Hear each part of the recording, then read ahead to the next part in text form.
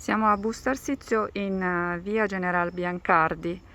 Qui, come vedete, l'accesso sarebbe riservato solo a persone autorizzate. Qui parcheggiano i dipendenti del comune e non solo.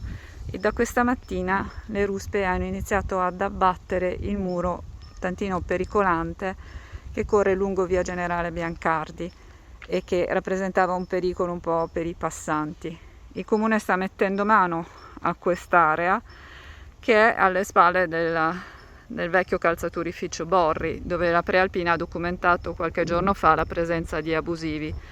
Da allora sono state collocate delle doppie recinzioni, come vedete c'è quella retrostante già presente e questa nuova con i divieti d'accesso, con nuovi lucchetti, e si spera che non ci siano più persone all'interno. Il comune con i suoi operai nei prossimi giorni completerà, diciamo, la chiusura degli accessi. Vedete i finestroni, però sono tanti, ci sono porte ancora aperte e in fondo nell'edificio che reca ancora il fregio del vecchio calzaturificio tante le porte aperte da chiudere. Il comune sta provvedendo e la speranza è che presto si possa procedere a una riqualificazione dell'area.